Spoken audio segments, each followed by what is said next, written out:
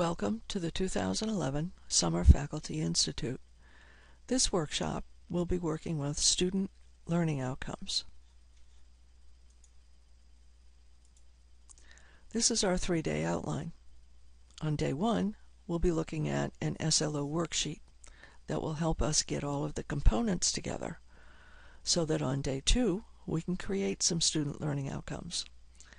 On day 3, we'll take a look at the outcomes you've created and think about the different types of assignments that we could connect with those. The global view of learning outcomes begins at the course level. This is the base. After completing the course, the students will be able to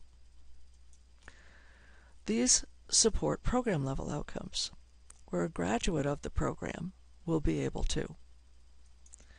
We may or may not decide to have school-level outcomes. This would be a discussion for later. All of these support institutional-level outcomes. A graduate of Worcester State University will be able to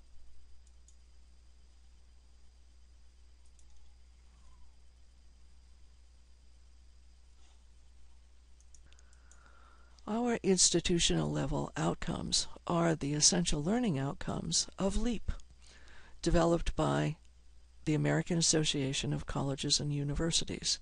And here are the general categories for those.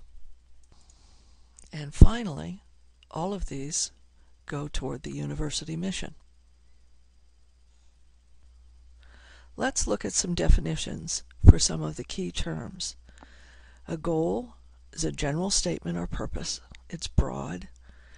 Typical goals are students will be able to think critically.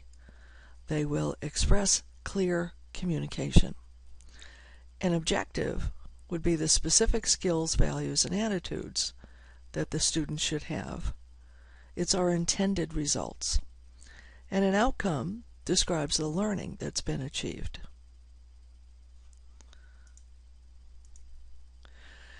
So to make sense of these two, my way of thinking of them is to have an objective from the teaching perspective and the outcome from the student perspective.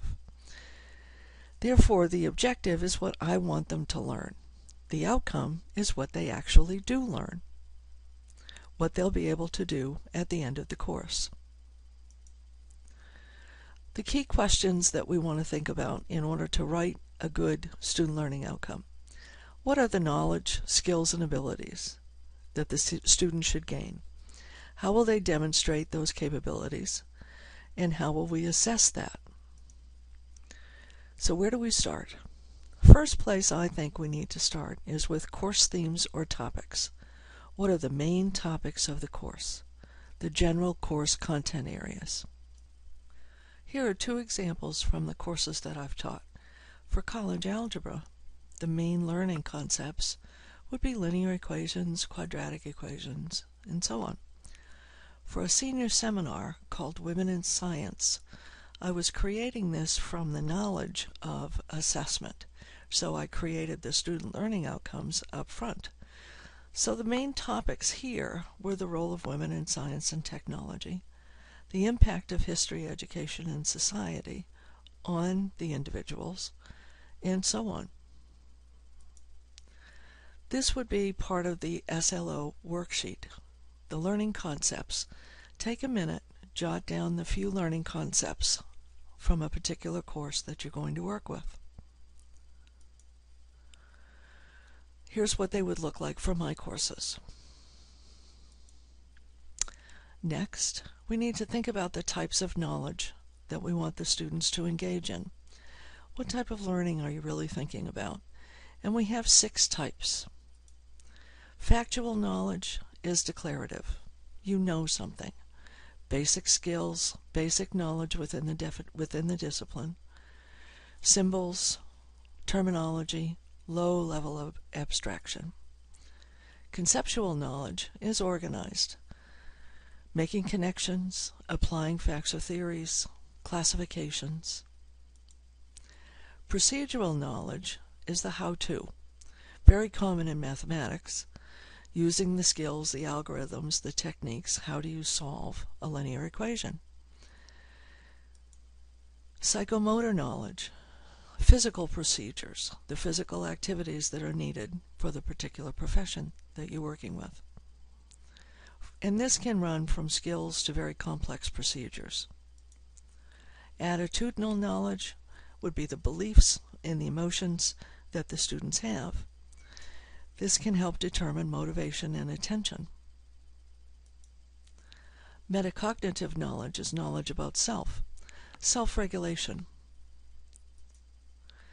So, the next step is to think about what types of knowledge are you really looking at with these particular learning concepts that you've identified. So for my two examples, for college algebra, for linear equations, a knowledge dimension is factual. They need to recognize it. They need to know what the components are. But it's also procedural. I want them to understand how to solve a linear equation. And another knowledge dimension that I would have in here would be metacognition. I wanted the students to be reflective about their learning. And you can take a quick look at the senior seminar. Notice that a particular concept can have more than one knowledge dimension. And here they are added to the chart. So take a minute and fill in the second column on your chart, knowledge dimension.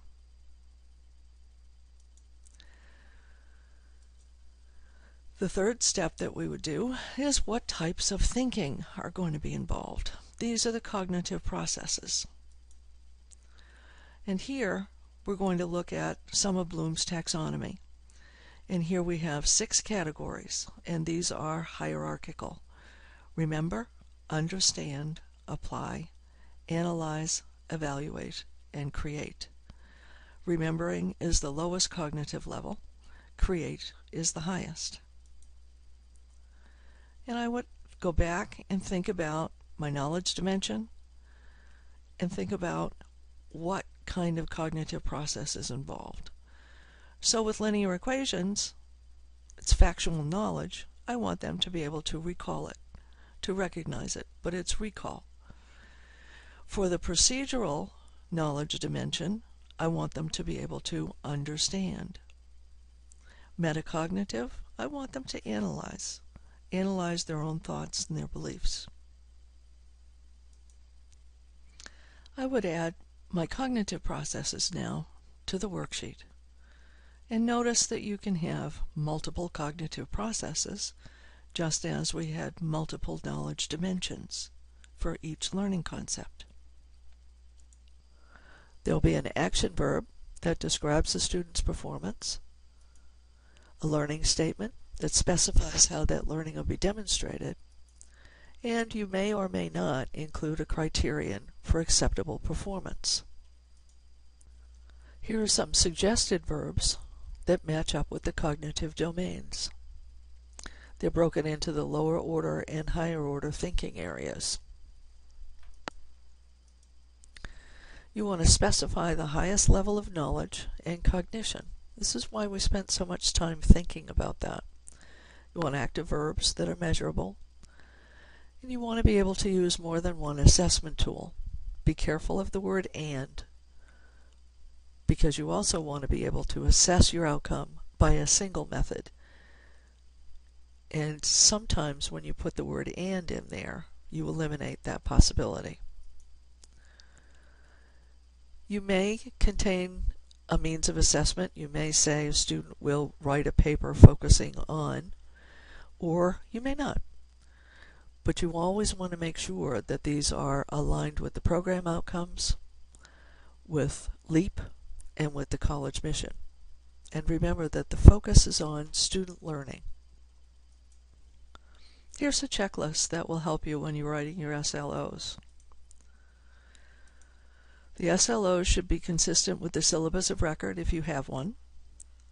The other thing you want to be cautious of is that all the sections of the course should have the same core set of SLOs.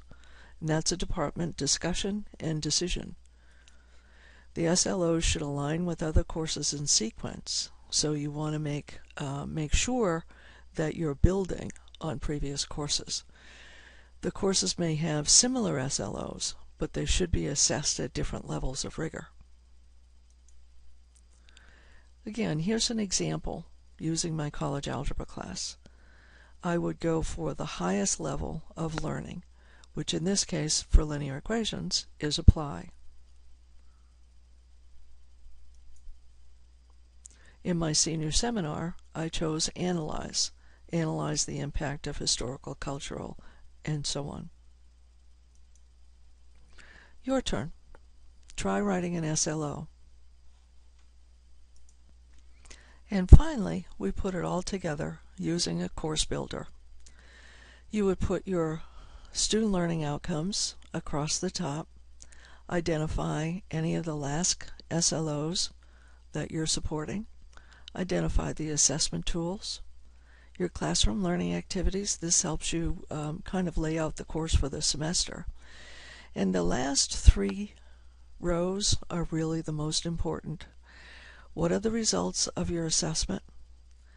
Discuss your results, analyze them, and what are your future plans? And these 3 rows would be repeated over and over again to form a longitudinal study of your course.